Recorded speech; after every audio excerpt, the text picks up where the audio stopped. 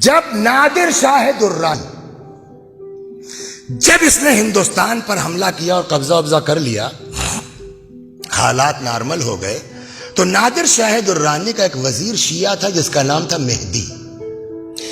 مہدی نے کہا نادر شاہ سے کہ بھئی اب تو سب ہو گیا، اب ہم کو اجازت دیجئے، میں ذرا نجف جانا چاہتا ہوں۔ نجف کاہے کے لیے؟ کہا حضرت علی علیہ السلام کی زیارت کو، مولا کی۔ نادر نے کہا تم لوگ بھی شیعہ لوگ عجیب آدمی، مردے کی زیارت کو کیا پاؤ گے جا کے؟ مہدی نے کہا کہ میرا مولا عام انسان نہیں ہے، نجس چیز ان کی بارگاہ میں جا نہیں سکتی، اتنی عظیم ذات ہے۔ آج بھی کچھ اس انداز سے مہدی نے کہا کہ نادر کے دماغ میں کہا میں بھی چلوں گا۔ اب صاحب ایک برتن میں شراب، نجس ہے نا، ایک برتن میں شراب رکھی گئی، سیل کیا گیا، ایک کتا لیا گیا، چل پڑے۔ جیسے ہی حرم کا احاطہ آیا، سپاہی اپنی طرف کھینچ رہے ہیں، کتا اپنی طرف کھینچ رہا ہے۔ کتے میں طاقت زیادہ یا جی چار چار سپاہی کھینچ رہے ہیں؟ زنجیر ٹوٹ گئی، کتا الٹے پاؤں بھاگا۔ کہ یہ بات تو ٹھیک ہے لیکن شراب تو اندر آ گئی ہے۔ مہدی نے کہا کھولو۔ اب جو سیل توڑی گئی تو معلوم ہو تو سرکہ ہے، شراب اس میں ہے ہی نہیں۔ اس چیز کو دیکھ کر کے نادر بڑا جذباتی ہوا، آیا حرم امیر المومنین میں قبر میں مولا پر، جو تاج جیت کے لے گیا تھا یہاں سے، اس نے اپنا تاج قبر مولا پہ رکھ دیا۔ کہتا آقا تم ہو، مولا تم ہو، شاہ تم ہو، تمہاری بارگاہ اس لائق نہیں ہے کہ یہاں کتے لائے جائیں۔ جو لوگ تھے ان سے کہا مجھے میرے ہاتھ میں باندھو رسی، کتے کی طرح لے چلو علی کی بارگاہ۔ اب کسی کی ہمت نہ پڑے، ابھی تازہ تازہ معجزہ دیکھا ہے، کل کو جو ہاتھ باندھے گا اس کی خیر نہیں ہے۔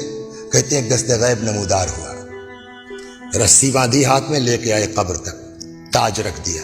آقا تم ہو، مولا تم ہو، مجھ کو تمہاری بارگاہ میں کتے کی طرح آنا چاہیے۔ اسی کے بعد سے ہے سمجھے آپ، اس نے اپنے نام کے ساتھ لگا لیا کلب علی۔ اس کی مہر میں یہی جملہ تھا، کلب آستان علی نادر شاہ قلی۔ اب یہاں سے نجف سے اصل سنانا، یہ نجف سے زیارت وغیرہ کر کے مہدی نے دیکھا معاملہ درست ہے، لے کے آ گیا کربلا۔ اس کو پہلے لے کے آیا امام حسین علیہ السلام کی بارگاہ میں، ایک ایک چیز سمجھانا شروع کی۔ یہ امام حسین کی قبر ہے، یہ علی اکبر کی قبر ہے، یہ حبیب ابن مظاہر ہے، یہ شہداء ہے، سب کی زیارت ویارت کروانے کے بعد اب لے کے آیا حضرت عباس کی قبر۔ یہ کس کی قبر ہے؟ کہ یہ حسین کے بھائی علی کے فرزند ابو الفضل عباس کی قبر ہے۔ نادر شاہ کے دماغ میں بات آئی نہیں، کہنے لگے جب یہ علی کے بیٹے ہیں، حسین کے بھائی ہیں، تو جیسے اصحاب کی قبر ساتھ میں ہے، بیٹے کی قبر پاس میں ہے، تو بھائی دور کیوں ہے؟ اب نادر نے، وہ مہدی نے لاکھ سمجھانا چاہا، ان کی خواہش تھی، ان کی وصیت تھی، لیکن اس کی سمجھ میں نہیں آ رہا ہے۔ اچانک، اب یہاں سے سنیے، اچانک شور گریہ بلند ہوا۔ کیا بات ہے؟ تو مہدی نے کہا کہ یہاں تو اکثر مصیبت زدہ آتے رہتے ہیں، کسی کے اوپر کوئی آفت آئی ہوگی، آیا ہوگا اپنے حالات کو درست کرنے کے لیے۔ کہا بلاؤ دیکھو کون ہے۔ ایک لڑکا جوان پکڑ کے لایا گیا۔ کیا بات ہے؟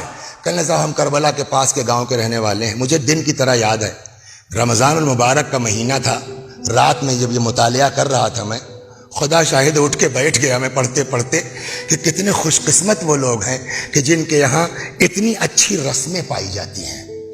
سنائیں آپ کو، کہ ہم لوگ کربلا کے پاس کے گاؤں کے رہنے والے ہیں، ہمارے یہاں رسم یہ ہے کہ جب شادی ہوتی ہے تو دولہا دلہن کو سیدھے گھر لے کے نہیں جاتا، پہلے رخصت کرا کر کے باوفا کی بارگاہ میں ہم لوگ آتے ہیں، یہاں ایک دوسرے سے وفاداری کا عہد و پیمان کرتے ہیں، اس کے بعد اپنے گھر جاتے ہیں۔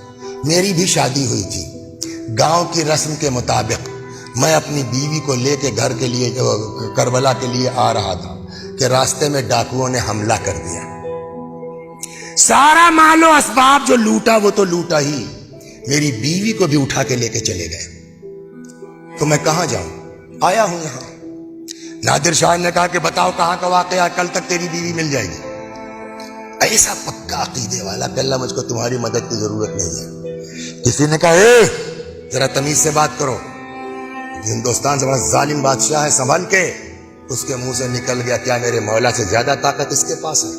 یہ جملہ نادر نے سن لیا، کہنے لگا ٹھیک ہے جاؤ، اگر کل تک تیری بیوی نہیں ملی تیری خیر نہیں ہے. بات ختم ہو گئی. اب دیکھیے اول تو بیوی کا غم، مال کا غم، اور اب اپنی جان پر بھی آ گئی ہے. آ کے گر پڑا قبر عباس پر. آقا ابھی تک تو بیوی کا صدمہ تھا، ظالم بادشاہ کی تلوار بھی لٹک رہی ہے، چیخ رہا ہے چیخ رہا ہے. اتنے میں پھر شور اٹھا. کیا ہوا؟ پتا چلا کہ صاحب جو ہے وہ لگتا ہے اس کی بیوی آ گئی ہے، اس لیے کہ وہ ایک عورت کا ہاتھ پکڑے عباس کی قبر کا طواف کر رہا ہے اور شکریہ ادا کر رہا ہے. نادر نے کہا بلا لاؤ. آئے. اب اس کی بیوی پوچھے بتاؤ قصہ کیا ہوا؟ تو جہاں تک اس نے سنایا تھا اس نے بیوی نے بھی سنایا. اس کے بعد وہ کہتی ہے کہ جب ڈاکوؤں نے حملہ کر لیا، مال و اسباب لوٹ لیا، مجھ کو بھی لے کے چلے، تو اب تو میں کسی سے کچھ فریاد کر نہیں سکتی. جب کچھ نہیں سمجھ میں آیا تو میں نے وہیں سے رخ کیا کربلا کا. بات نکلی تھی، میں نے چھیڑا مانگنے کا سلیقہ. کیا کہہ کے مانگا معلوم ہے؟ اے سقائے سکینہ میری مدد کرو، نہیں. اے باب الحوائج میری مدد کرو، نہیں. عجب جملہ کہا. کہتی جب ہر طرف سے مایوس ہو گئی میں تو میں نے رخ کیا کربلا کا، اور وہیں سے چیخ کے کہتی ہوں اے زینب کے بھائی میری عزت تمہارے حوالے ہے. اے زینب کے بھائی میری عزت تمہارے حوالے.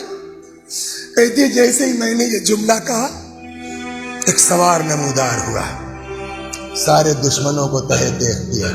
اچانک کیا دیکھتی ہوں کربلا میں عباس کی قبر کے پاس اپنے شوہر کے قریب کھڑی. اللہ اکبر. بس بات وہی ہے، مانگنے کا